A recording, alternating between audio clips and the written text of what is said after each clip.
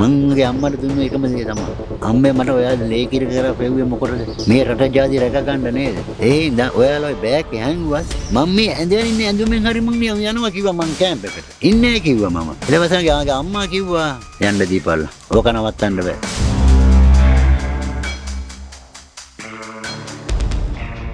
මම නිකන් පිටිපස්ස නිකමට වගේ බැලුවා.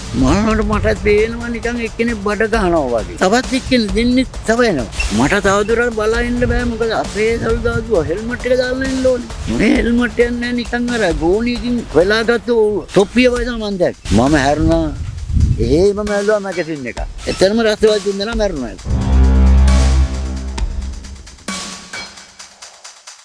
පන්දුර පේන දුරින් වගේ මට වෙඩි වැදුනා. කෑන මගේ මෙතන වැදිලා මගේ පිට කොන්දෙන් පසාවරු කරගෙන ගියා. මම 28ක් ප්‍රමාණයක් දාලා තිබ්බා මගේ තුවාලෙ. මගේ සංඩායමේ ඉතල මගේ අවිරෝධාර රෙබලුත් ඉඳලා තියෙන්නේ මම මිය ගියා කියලා. ආරංචි වෙලා තියෙනවා මම මිය ගිහින් කියලා. එතුමා ඇවිල්ලා තියෙනවා මාව බලන්න. මං ඉඳලා තියෙන්නේ නැත්තෙම අපේ මැරිච්ච විරෝධාර රාමසිරිවන්ගේ බොඩිස් පොඩි. එතුමා ළඟට එනකොට මං කොහොම හරි ඇස් පොඩ්ඩක් විවර කරලා ගියා. එතුමා කෑ ගහලා අර යන්න ගුවන් ගත කරන්න තිබුණ මේ ටොපරක නැවත්තලා මාව දාලා එවලා ගියා.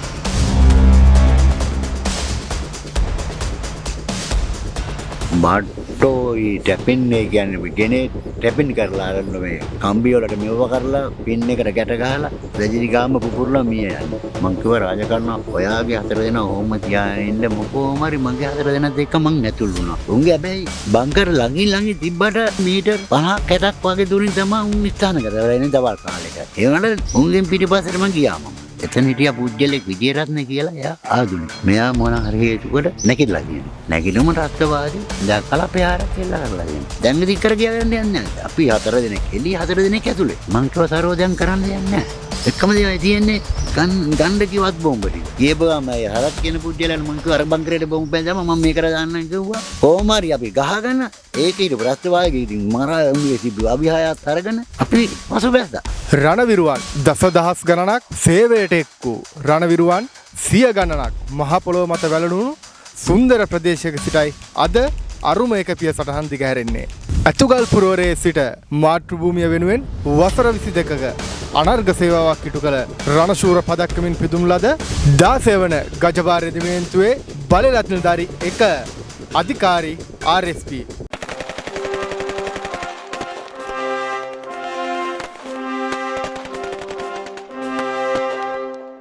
ශ්‍රී ලාංකීය ත්‍රස්තවාදය දේශයෙන් තුරන් කිරීමට විශිෂ්ට සේවාවක් කළ වීරෝදාර රණවිරුවෙකුගේ කතාව. මං ඉස්සරළම 1990 ශ්‍රී ලංකා යුද හමුදාවට 96/6/25 වෙනි තමයි ශ්‍රී ලංකා යුද හමුදාවට බැඳුනේ. බැඳිලා මුලින්ම ආධුනික පුටුමාලාව මින්නේරිය පාඨමාලාව 6 හදාarලා පාඨමාලාවෙන් පසු මං පළවෙනිම නිවසරවත් එන්න ලැබුණේ නැහැ අපිට.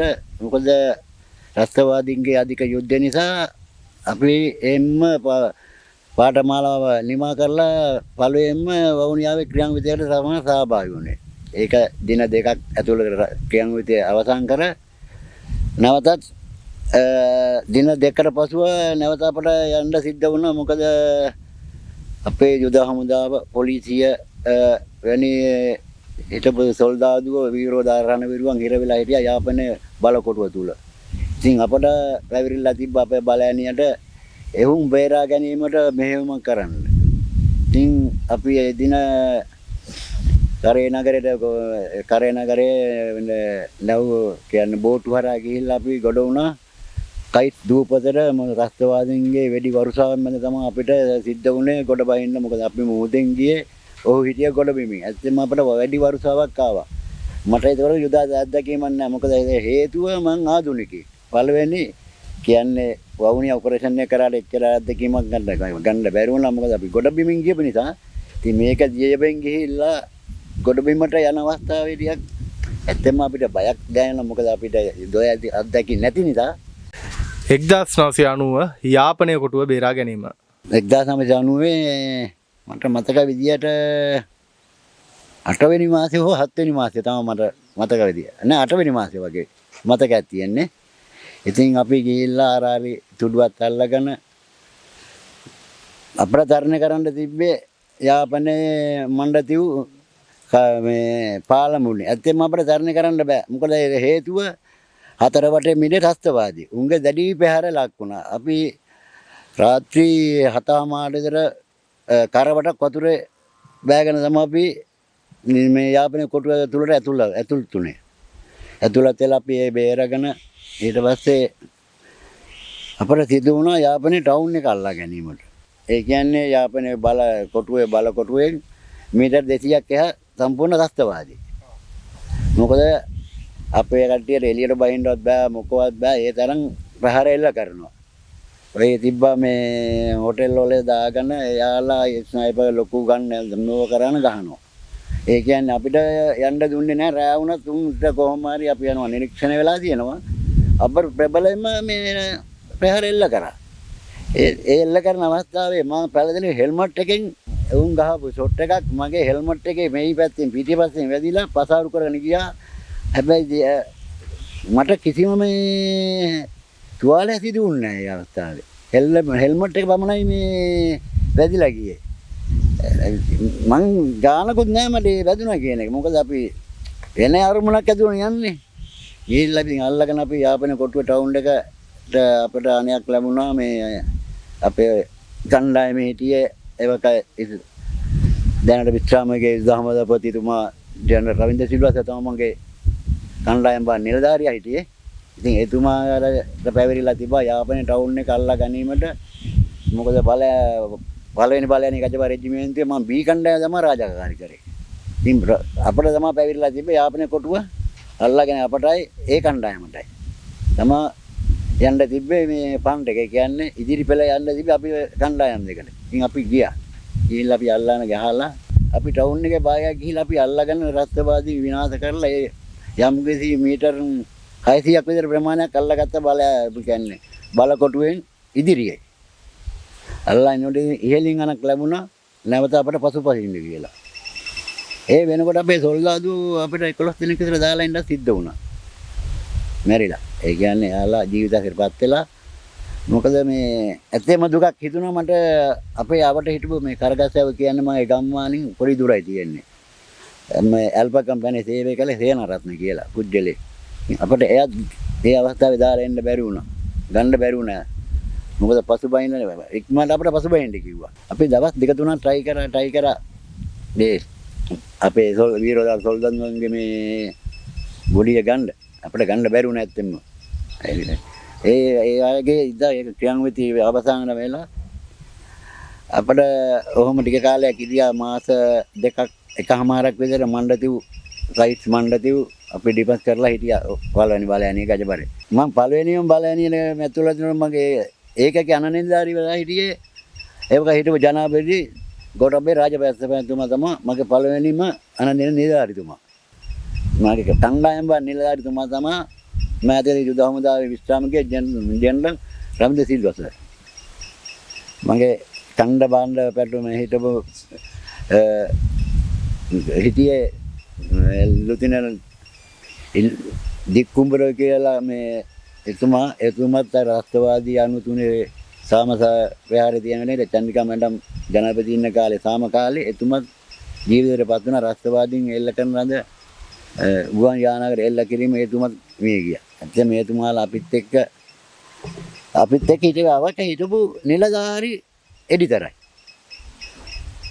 මොකද අපිට නිතරම දිරිය දෙනවා. යමන් පුතා අහපන් පුතා කියලා අපි ළඟින්ම හිටියේ. ඒ වගේ නිලධාරි අපට දිරිමත් කරා. යමන් පුතා යමන් බය වෙන්න එපා. ත්‍ස්තවාදියට බය වෙන්න එපා. අපි සිංහල ජාතිය යමන් කියලා අපට ඇත්තම දිරියක් දුන්නා. ඒවර අපේ අර හිතේ තිබ්බ බය ගතිය වුණත් අපට ඒ වෙලාව දැනෙන්නේ නැහැ. අපට එන්නේ නිකන් මරාගෙන මැරෙන්න හරි කමන්නේ ඉස්සරහට යන බලවේගයක්. ඒ වගේ නිලධාරි එක්කයි තමයි අපි යුද හමුදාවේ ගජබා රෙජිමෙන්තුවේ අපි ජීවත් වුණේ අවුරුදු 22ක් සේවා කාලයක්. අලිමංකඩ ප්‍රහාරයෙන් පසු කඳවුර බේරා ගැනීම. යාපනයේ බලකොටුව හා සමානව ඔය අලිමංකඩ කඳවුර තීර වෙලා තමයි හිටියේ. ඒ කලපුවේ ඉස්සරහින් තියෙන පූනරි. සම්පූර්ණ පූනරිය මොකද ඒ අපේ කඳවුර ප්‍රහාර දීලා රස්තවාදීන් අල්ලගෙන තිබ්බේ. මේ පැත්තේ මේ රස්තවාදී අයියා කච්චි පැත්තේ රස්තවාදී මේ පැත්තෙන් පානන්තන් කිල්නොච්චි ඒ පැත්තේ සම්පූර්ණ ගත්තම රස්තවාදී තමයි. මේ කට්ටියට කෑම බීමත් කන්න බැරි දත්තන උදා වෙලා තිබ්බේ. ඉතින් අපට පැවිදිලා තිබ්බා මේ ඒක බේරා ගන්න. බලයනි ගජබාර රෙජිමේන්තුවට. ගාමේ කුලරත්නලා පැනලා බේරා ගන්න ගිහිල්ලා තමයි ඊට පස්සේ තමයි ඒක මොකද ඒක ඇතුළේ ඉන්න සොල්දාදුවර කොහෙවත් යන්නවත් බෑනේ. ඔව් ගෙදරින් නිමාඩුවක්වත් අවුරුදු මාස හිටන්නේ මාස 7-8ක් මම ඇවිල්ලා තියෙන්නේ මාස 9කින් ඇවිල්ලා තියෙන නිමාඩුවක මේ අලිමංකඩ කඳුර අපි අල්ලගෙන හිටියට පස්සේ. මොකද ඒත් අලිමංකඩ බේරා ගත්තට අවට රස්තවාදීනේ. එන්න බෑනේ. කියන්නේ උඩින් ගුවන් යානයක්වත් මේ බස් මේ ගොඩ බිමට බස් ගන්න බෑ. ඒ තරම් රස්තවාදී වටේ හිටියේ. මුහුදෙන් ගිහිලා ඒත් අපිට ලෑන්ඩ් කරන්න තිබ්බේ ගොඩ බිමට. රස්තවාදීන්ගේ භූමියට. ඒත් අපි ඔය පසුබැස්සේ නැහැ. උඹ ප්‍රහාර මැද අපි මේ වගේ ඉල්ල කොහොම හරි අපි අල්ලගෙන මට කිලෝමීටර් මීටර් 800ක් 900ක් වගේ ඇති දුර කඳවුර පේන දුරින් වගේ මට වෙඩි වැදුනා. කියන්නේ මගේ මෙතන වැදිලා මගේ පිට කොන්දෙන් පසාවරු කරගෙන ගියා. මම 28ක් ප්‍රමාණයක් දාලා තිබ්බා මගේ තුවාලෙ. අලිමංකඩ බේරා ගන්න යන අවස්ථාවේ. ඔය අයියා කච්චි ඉඳන් කිලෝමීටර් 2ක් විතර ඉදිරියට ගියාට පස්සේ තමයි මට වෙඩි වැදුනේ. ඊට පස්සේ කොහොම හරි මගේ කණ්ඩායමේ හිටපු මගේ අවිරෝධාර සෙබළුත් ඉඳලා තියෙන්නේ මං මිය ගියා කියලා.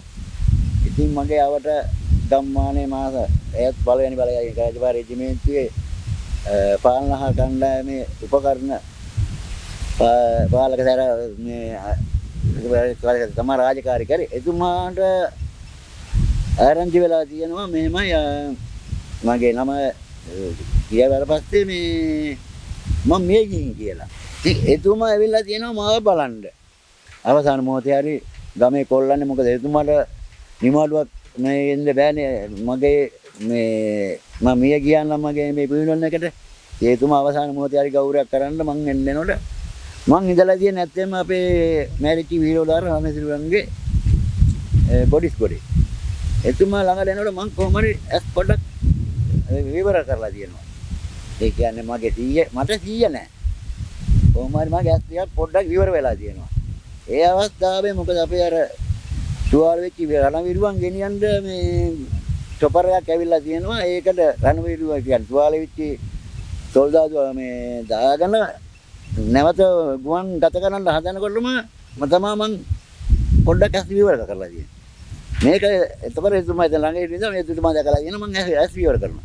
එතුමා කෑ ගහලා අර යන්න ගුවන් ගත කරන්න තිබුව මේ ටොපරක නැවත්තලා මාව දාලා එවලා තියෙනවා.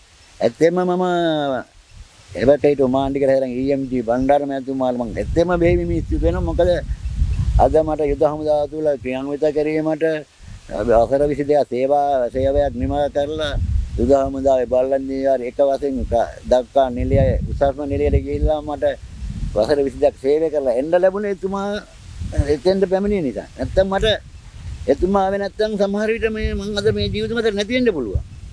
එවැනි සොල්දාදුව එවැනි සහෝදරත්වයෙන් බැඳී ඉන්න සොල්දාදුව අමතක කරන්න හොඳ නැහැ අපි කිසිදාක. හදවතේ තියාගන්න ඕන එවැනි පුජ්‍යලියෝ. ඔහොම ඉන්නකොට අපිට 1995 ක්‍රියාන්විතය පටන් ගන්න ඉස්සලා අපි හිටියා ලයින් එකේ. උන් එල්ල කරන ළඟ මේ මෝටර් පැහැරක් යාවා. මංගා හිටියා මේ අතපත්තු කියලා මේ වාරියබල පුජ්‍යලේ මගේ සෙක්ෂන් එකේ. එතුමා හිටියේ ඔය වගේ මම මේ ළඟ තමයි හිටියේ අපි දෙන්න. ඉන්නකොට මෝටර් පැහැනේ මට හානියක් වුණේ නැහැ. මම දන්නේ මගේ මොන වාසනාවද කියන එක. අර ගෙලිම මෝටර් එක වැටුනේ මේ තුමාගේ ඔළුව උඩට. මේ වගේ සම්පූර්ණ මේ වගේ මගේ මේ දේ උඩ තමයි මිය ගියේ. 1998 වෙඩිතලදිව් අපේ බලන්නේ බැලෑනිය රජබර රෙජිමේන්තුවේ ක්‍රියාන්විත කරගෙන යන අවස්ථාවෙන්නේ ඔය වගේ සිදු වුණානේ. ඉතින් ඊපස්සේ අපිට මං ඩී කණ්ඩායමේ පළවෙනි බලකගේ රජබර රෙජිමේන්තුවේ ඩී කණ්ඩායම රාජකාරී කරේ. ඒතකොට මම ඒක පෙළාන දෙන්න. ඒ කියන්නේ කෝපල් නිලේ තමයි මම හිටියේ. ඉතින් මගේ කණ්ඩායමට පැරිලා තිබ්බා ඉදිරි ආරක්ෂක කියන්නේ පන්ට කියන්නේ. අපේ කම්පැනි එක අතර පස්සේ පැටුන් හතරක් තියෙනවා. කොහොම හරි තුනක් ඉදිරියෙන් යනවා. එකක් පිටව තියෙනවා. යම් කිසි දෙයක් වුණොත් එතෙන්ද මෙව වෙරනේ. ඉතින් මම යන අවස්ථාවේ රස්තවාදීන්ගේ අධික ප්‍රහාරයක් සහ මෝටර් ප්‍රහාරයක් සිද්ධ වුණා. මොකද අපි හිටියේ මේ ඒ අය විවුර්ත භූමියක් වගේ. අත්වාදියා බංකර් ගහගෙන අපිට පෙවුන්නේ නැත්තේ මේ යනකම් ළඟටම යනකම්. මීටර් 10ට 15ට විතර වගේ අපි ලං කරා. ටික ඒත් අපි මුන් අපිට කියන්නේ මුලින් ළඟින් පහරෙල්ල කරේ නෑ. උන්ගේ මෝටර් පහර තමයි අපිට මේ බලපෑවුත් ගොඩක්. ඒ කියන්නේ බල අවි වලින් මෙච්චර නෑ. අවි වලින් කියන්නේ ඈත ඉඳලා අර ලොකු බාරාවි දාලා ගැහුවා මිසක් සුළුවල වලින් අපිට මේ පහරක් ඇවුන්නේ නෑ. ඉතින් අපි තව ඉදිරියට කියන අපි ඉතින් කියන විදිහේ ගියාම කොහමරි මීටර් 10ක් ඇද්දී එකපාරම අපිට පහරක් එල්ල වුණා. අපිට හිතා ගන්න බැරි විදියට එල්ල වුණේ ඒක. ඒකෝන මගේ කණ්ඩායම බාර හිට නිලධාරිතුමාට වැදුනා කකුලට වෙඩි. වෙඩි වැදිලා මෙතුමා ඇත්තම තාමත් එතුමා ආබාධ වෙලා ඉන්නේ. තම කියන්නේ හොඳට අඩිය තියලා යන්න බෑ. තාමත් ආබාධ තත්ත්වෙන් ඉන්නේ. මෙතුමාට වැදුනා මං හිටියේ මගේ තුවෙනි පෙළේ යන දෙන කියන්නේ කෝපල් වර කිරියා කෝපල් ආරටියේ තියෙන එතුමාට වැදුනා. එතුමාගේ තවත් මේ අපේ කොම්මඩ සොයිබලුන් 4 දිනකට එතනින් වෙඩි පහර වැදුනා.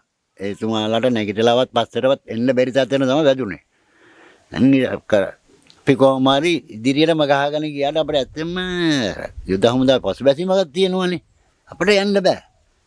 ඒ තරම් පහරේ. අපිට පමණක් නෙමෙයි මුළු බලයන්ට අපිට ලින්ක් කරලා හිටියා කමාන්ඩෝස්ලා මේ පැත්තේ ස්ටෙප්ලා හිටියා ඔක්කොම මේ පහර එල්ල වුණා. ඉදිරියට යන්න බැරි පහරක් තමයි එල්ල වුණේ.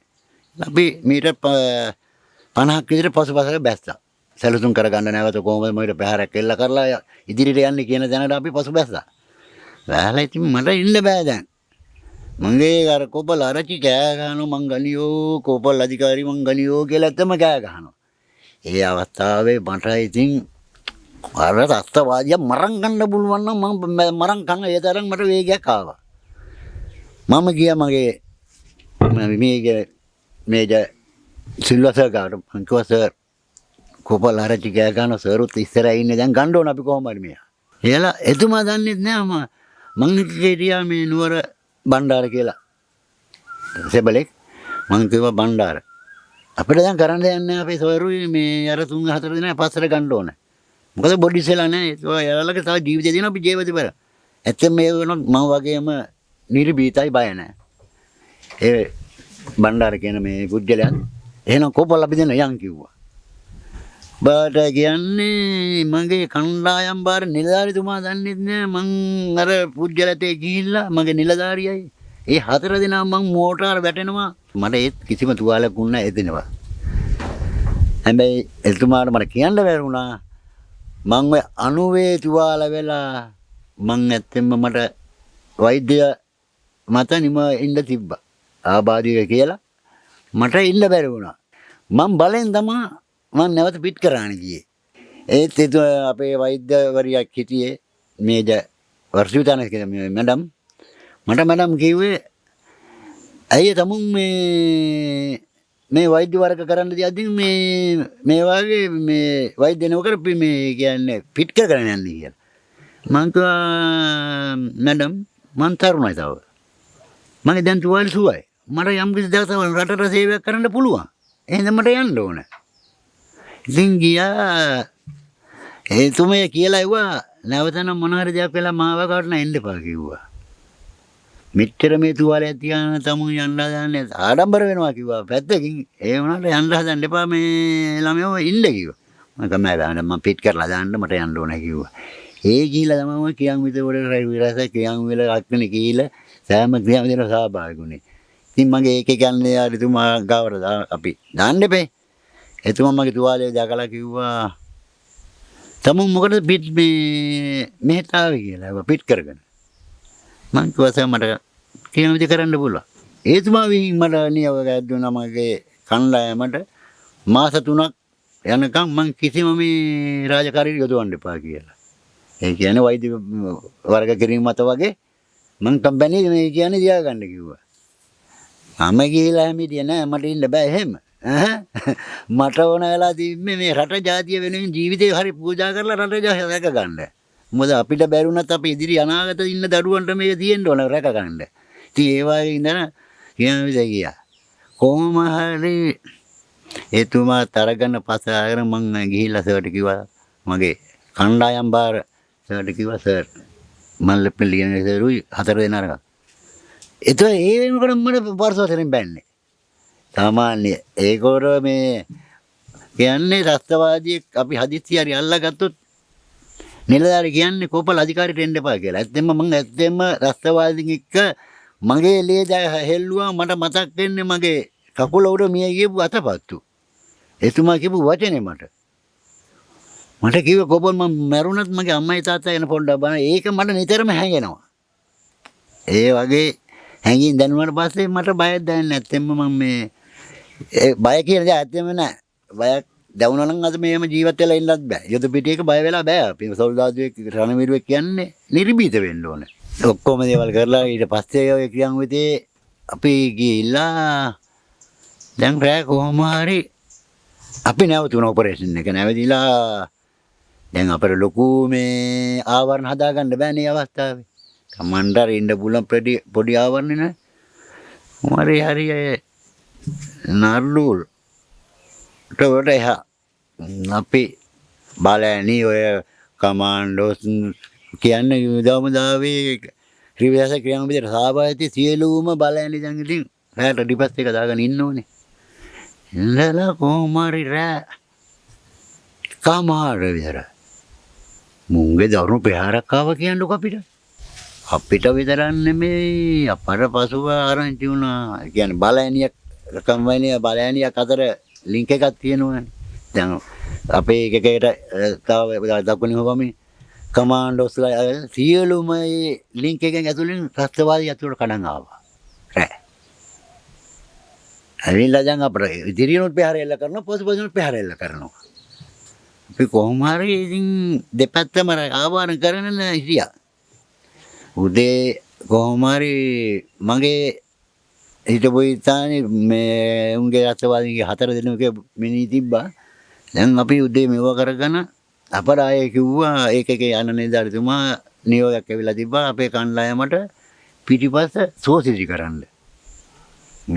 අපි රෝද විතර යනකොට අපි ඉස්සරහින් යනකොටම අපි එක පේලියලින් යන්නේ පොඩි වලක් තිබ්බා. කොහොමද ඉතින් අපි යන්නේ ඉතින් ප්‍රහාරයටම බලාපොරොත්තු තියන්න තමයි. කපාරම ඔළුවේ ඉඳලා. ඒ වෙලාවේ මම ඉතින් මැගසින් එක පතුරන් 30ම ඇල්ලුවා එක දිගටම. රස්තවාදී ක්‍රා කඩන් ආපු මේකම අපි යනකොට අපේ ප්‍රහාරය එල්ල කරන්න ඇදුවේ. එයා ඌට එතේ මූවිතර වුණා නම් මං ඉවරයි. එහෙම ඉතින් මැගසින් එකක්ම කියන්නේ පතුරන් 30ක්මම ඇල්ලුවා. අල්ලලම ඒ වගේ ක්‍රියාන්විත කරගෙන ඔහොම ඉතින් කොහොම හරි අලුත් බලෑනියක් හැදුනා. බලෑනි හැදුනාට පස්සේ 12 වෙනි බලෑනියට මට යන්න සිද්ධ වුණා. මම ගිහිල්ලා 12 වෙනි බලෑනි ගජබා රෙජිමේන්තුව 1997 ඇතුළත් වුණා මම. ඇතුළත් වෙලා අපි තමයි පළවෙනිම ඔය ගජබා රෙජිමේන්තුවේ පළවෙනි බලෑනිය 4 වෙනි බලෑනිය තමා ඒකයි ගමුණේ බලන 4 වෙනි සිංහ රෙජිමේන්තුව තමා ඉස්සල්ලාම ක්‍රියාන්විතේ උඩින් සහ ගුවනින් ප්‍රහාර එල්ල කර ගුවන් සංග්‍රාමී බල සේනාවක් කියලා සැදුවා. ඉතින් ඒකෙත් මට වංජා අපි 95 එකක් කරලා තමයි ක්‍රියාන්විතේ සහභාගී වුණේ. ඒක කියනවා පළවෙනිම අපට සිද්ධ වුණා ගුවනින් ගිහිල්ලා ප්‍රහාරයක් එල්ල කරන්න වවුනියා ඉදිරි අරසවලල්ලේ. ඉතින් ගුවන් සංග්‍රාමී බලෑනියේ ඒ පාඨමාලාව කරගෙන පළවෙනිම ක්‍රියාන්විතයක් අපට සිද්ධ වුණා. අපිට සිද්ධ වුණේ උඩුගෝනේ යන්න කියන්නේ චොපර් වලින් ගිහිල්ලා ත්‍රස්තවාදීගේ භූමියට ගොඩ බස්සලා භූමිය අල්ලගෙන. අපි ඔය තාන්ඩිකුලන් ප්‍රදේශයේ එක පළවෙනිම අත්දැකීම් අපි සාර්ථක වෙලා කරා. ඒකෙත් අපි තුවාල වුණා මේ මිය ගියා මිනිහ. ඒ කරලා අපි නැවතත් ගුවනින්ම නැවත අපි ආවා වවුනියාවට. ගෝමාරේ 12 වෙනි බලෑනි ගජ රෙජිමේන්තුවේට මට යන්න සිද්ධ වුණා. එතකොට හැබැයි මං හිටියේ කෝපල් නිලේ. මං ඒ ගියත් මට ඒකගේ මේ රාජකාරී ලැබුණේ කණ්ඩබාර හැරෙන් වලට පස්සේ. කියන්නේ නිලතල මගේ හැරෙන් නිලේ උසස් වෙලා කියන්නේ පළදැන හිටියේ නැති වුණාට රාජකාරී පැවරුනේ ඒ ගියපු දා ඉඳලා කණ්ඩබාරන් හැරෙන් පස්සේ. ඒ එන්නකොට ඒකකේ තියෙනවා මේ SOP ඒ කියන්නේ ස්පෙෂල් ෆෝර්සස් පැටුන් වගේ ඒ කියන්නේ ඒකකේ යම් කිසි ක්‍රියාන්විතයක් කරනවා නම් රස්තවාදීන්ගේ භූමියට ගිහිල්ලා හරි තොරතුරු දැනගෙන හරි සිතියන් අරගෙන රස්තවාදී කොහෙද මේ ස්ථානගත වෙලා තියෙන්නේ ඒව ඔක්කොම අරගෙන ඒ වගේ පැටුන් එකක් තමයි SOP කියන්නේ ස්පෙෂල් ඔපරේෂන් පැටුන් ඒකෙන් තමයි ඒකකේ ක්‍රියාන්විතයක් සැලසුම් කරන්නේ නිලයේ නෙමෙයි බැලුවේ තමන්ගේ රාජකාරිය මොකද රාජකාරී කියන්නේ ඒ සේවය මෙහෙරන් නෙමෙයි මේක. ක්‍රියාන්විතයක් සැලසුම් කරන්න තියෙන රාජකාරියක්. බලයිනියක් බහින් ඉදිරියට යන්න තියෙන මේ ඒ වගේ රාජකාරියක් මේ. SOP පැටුන් එක කියන්නේ. අපි දෙන්න දත්යන් අනුව, අපි දෙන්න සැලසුම් අනුව, අපි දෙන්න තන තොරතුරු අනුව තමයි ඒක මේ සැලසුම් කරන්නේ ක්‍රියාන්විතය කොහින්ද පටන් ගන්න කොහොමද මේ ආර කෙල්ල කරන්නේ ඒ සියලු දේවල්. මොකද අපි නිවැරදිව දෙන්න ඕන. වැරදි දේවල් දුන්නොත් බලයිනියක් එක්කෝ මේ බලයිනි 3-4ක් ඒ වගේ දේවල් විනාශ වෙන්න පුළුවන්. මොකද අපේ නිවැරදි දෙන්න ඕන.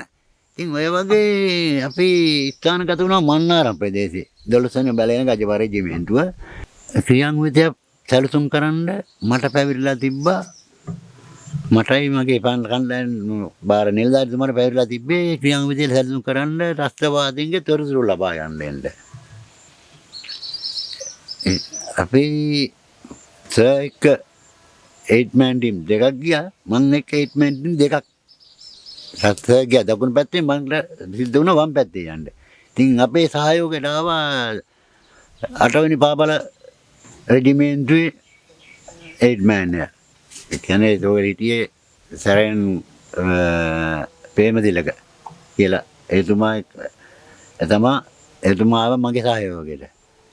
ඉතින් ඇත්තෙන්ම මට ඒකේ එද්දි මට ලැබිලා හිටිය ආධුනිකයෙක් කියන්නේ කිසි අත්දැකීම් නැති පුජ්‍යලෝ දෙන්නේ 3 දෙනෙක් මගේ කණ්ඩායමට ඇතුළලා හිටියා. කියලා අපි කොහොම හරි දැන් පාන්දර 5ට විතර අපි දැන් උන්ගේ අත්වාදීන්ගේ භූමියට යනවා. මං 8-man team එකත් අරගෙන මම යනවා. පාන්දර සාමාන්‍යයෙන් මිනිස්සේ පේන නොපේන වගේ අත්වාදී 4 දෙනෙක් අපේ ඉදිරි ආරක්ෂකවල පැත්තට ඇවිල්ලා නැවතත් මම පසුබසිනවා. මම සාමාන්‍ය මේ වගේ මීටර් 50 වගේ. ඒ උන්ට අපි පේන්නේ නැහැ අපිට උන් පේන්නේ නැහැ. මොකද කැලේනේ. අපි දැන් අපිට ඇත්තම පැහැර කෙල්ල කළා මේ මඩ පවත්තන්න තිබ්බා. මොකද අපේ ඒක නෙමෙයි අරමුණ.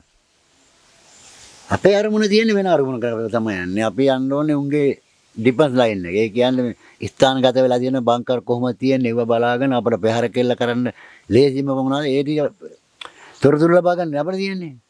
ඉතින් කොහොම හරි මීටර් අපේ ඩිෆෙන්ස් එකේ ඉඳලා ඒක අපේ ස්ථානගත ඉඳලා මීටර් 400ක් විතර දැන් අපි යනවා. නෝම ගිහිල්ලා අනකොට සාමාන්‍ය අතු කපලා සාලා කියනවා. බට්ටෝයි ටැපින්නේ කියන්නේ ගෙනේ ටැපින් කරලා අරන්න මේ මේ කම්බි වලට මෙව කරලා පින් එකට ගැට ගහලා වැජිරි ගාම පුපුරලා මිය යන්න. මේ පුපුරන්න. ඉතින් අපි කොහොම හරි හිමින් සම්පූර්ණ කිය කරගෙන මම කිව්වා මගේ සෙක්ෂන් එකේ ලාස්කෝපල්වරේ කිය රාජකරණ කියලා. මං කිව්වා රාජකරණ ඔයාගේ 4 දෙනා ඔහොම තියාගෙන ඉන්න මොකද කතා බහ කරන්න බෑනේ. සම්පූර්ණ අපට උගන්වලා තියෙනවනේ පිල් සිග්නල් කියලා. ඒ වගේ තමයි අපි බාය කරලා මම කොහොම හරි මගේ 4 දෙනාත් එක්ක මං ඇතුල් වුණා. උන්ගේ බංකර් දෙයක් මැද්දේ උන්ගේ හැබැයි බංකර් ළඟින් තිබ්බට සාමාන්‍ය මීටර් 50ක් 60ක් වගේ දුරින් තමයි උන් ස්ථානගත වෙලා ඉන්නේ දවල් කාලෙට. ඒ වුණාට බංකර් බේලිය දින පේන්නේ නැහැ. කොහොම හරි අපි මගේ 4 දෙනා මං ඇතුල් වෙලා 4 දෙනා අපි ගිහිල්ලා උන්ගෙන් පිටිපස්සට මං ගියා මම. ගිහිල්ලා මං ඉතින් ආවට හොඳවර ක්‍රියාන්විතය කියලා සැලසුම් කරන්න කොහොමද මුන් ස්ථානගත වෙලා තියෙන්නේ කොහොමද මුන් මේ උන්ගේ බරවි ස්ථානගත කරලා තියෙනවද කියලා ඒ සම්පූර්ණ ඉතින් මං නිරීක්ෂණය කරා මේ මේ බයින් එකෙන් ඉතින් ඔක්කොම මේවා කරගෙන කොහොම හරි අර කෝප රාජකරණවත් එක්ක හිටපු එතන හිටියා පුජ්‍යලෙක් විජේරත්න කියලා එයා ආදුනිකයෙක්.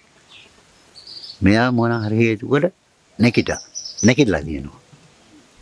නැගිටම රස්තවාදී දැන් කලපහාරයක් කියලා කරලා තියෙනවා. හැබැයි කිසිම කෙනෙකුට තුවාලයක්වත් දුන්නේ නැහැ ওই පහාරේ දියත් කරලා. දැන් ඉතින් කර ගියා යන්නේ නැහැ. අපි 4 දෙනෙක් එළිය 4 දෙනෙක් ඇතුලේ. මාත් එක්ක ගියා ප්‍රයිවට් සරත් කියලා. මං කිව්වා සරෝ දැන් කරන්න දෙයක් නැහැ. මොකද දැන් උන්ගේ දැන් පහාරට එන්න පුළුවන් පිටිපස්සේ ඉන්නේ. මොකද අපි 4 දෙනෙකුට බෑනේ මඩ පවත්තන්නේ. එකම දේ තියෙන්නේ ගන්න කිව්වත් බෝම්බ ටික. අපේ ගටනුම බෝම්බ උන්ගේ ස්ථානික කොහෙද හිටියන්නේ මින ත්‍රස්තවාදී කියන්නේ මීටර් 50 විතර බාවන් කරන එකනේ. දැන් ඒක කරන්න දෙයක් නැහැ. උන් හිතන්නේත් නැහැනේ අපි මේ පිටිපස්සෙන් දුවගෙන එනවා කියලා. උන් උනත් හිතන්නේ උන්ගේ කවුරු හරි එනවා කියලානේ. ගියපුවාම හරක් කියන පුජ්‍යලට මං කිව්වා අර බංකරේට බොම්බ බැඳම මම මේක කර දාන්නම් කිව්වා. කොහොම හරි අපි ගහගෙන ඒක ඊට ප්‍රස්තවාදී ඉතින් මරා උන්ගේ තිබ්බ අභිහායත් අරගෙන අපි පසු බැස්සා. කියම් විදේ ඒත් අපි කියම් විදේ දල්තුන් කරලා තිබ්බේ. කියම් විදේ අපි මේ දවස් 3කට පස්සේ නැවත දියත් කරා. එහෙම දියත් කරලා කොහොම හරි ඉද්දී මට අපේ බලෑනිය මොකද ඒ කාලේ අධික යුද්ධය නිසා බලෑනිය වියප්ත කරා. ඒ කියන්නේ මූලික දැන් ඔය පරණ දැන් බලගත්තාම පළවෙනි බලෑනිය ගජපරි වන්දුව තුන්වෙනි බලෑනිය හතරවෙනි බලෑනිය හයවෙනි බලෑනිය කියන්නේ අවුරුදු 18ක් 20ක් විතර පරණ ඒකක. ඉතින් ඒ වගේ අර ක්‍රියාන්විත නිසා මිනිස්සු මේ ගිහිලා සොල්ලා දුවන තුවාලෙලා නිසා අපට සිදු වුණා නැවත අර අලුතෙන් මේ ඒක ව්‍යාප්ත කරපු 12 වෙනි බලෑනිය ගජපරි රෙජිමෙන්තුව එහෙම අපි ව්‍යාප්ත කියන්නේ මෙව කරා 6 වෙනි බලෑනියට. අවසාන මොහොතේ විචන්නේ ඒකක කරා හිටියට බටබිරිස් මදි. කියන්න දෙයක් කරේ බටබිරිස් මදි. ඒ හේතු මත අලුතෙන් හදපු එකක පන්න එකකට යා කරා. එහෙනම් ගිහලා 6 වෙනි බලෑනියට මම රාජකාරී කරා. ඒකකට මම ඒකවල තරම් වරේ මේ ඒකෙත් ලැබුණේ මොකද්ද ගුවන් සංග්‍රාමික බලෑනිය. එතකොට 6 වෙනි බල රෙජිමෙන්තුව ගුවන් සංග්‍රාමික බලෑනිය. අපි තමයි මූලිකම ඔය මේ පාඨමාලාව කරේ. ඉතින් ඒකෙත් මට අර පළවෙනි බලෑනිය ගජපරි රෙජිමෙන්තුව තිබ්බු රාජකාරිය තමයි කරන්න සිදු වෙලා තිබ්බේ. රණසූර පදක්කමක් ගන්නවා කියන්නේ මේ නිකන් සිප මේ බෑ. යම්කිසි ක්‍රියාන්විතේ නිකන් ගියාට බෑ. රාෂ්ට්‍රවාදී නසලායි උන් එක්ක හැප්පිලා උන්ගේ උරට කැටිලා ජීවිතේ තමන් බේරගෙන තමන් යටදින්න කවර තමන් ඉහළ නිලයක් දරනවා. ඒ යටදින පුජ්‍යලත් බේරගෙන එන පුජ්‍යලෙන්ට රණසූර පදක්කම හිමි වෙන්නේ. ඉතින් ඒ වගේ තමයි මට හිමි වෙලා තියෙන්නේ. මන් දන්නේ නැහැ මම ඔය පදක්කම් බලාපොරොත්තු ඔය රටට සේවය කරා ගියා මිසක් මේ ඒ වගේ බලාපොරොත්තු නැහැ.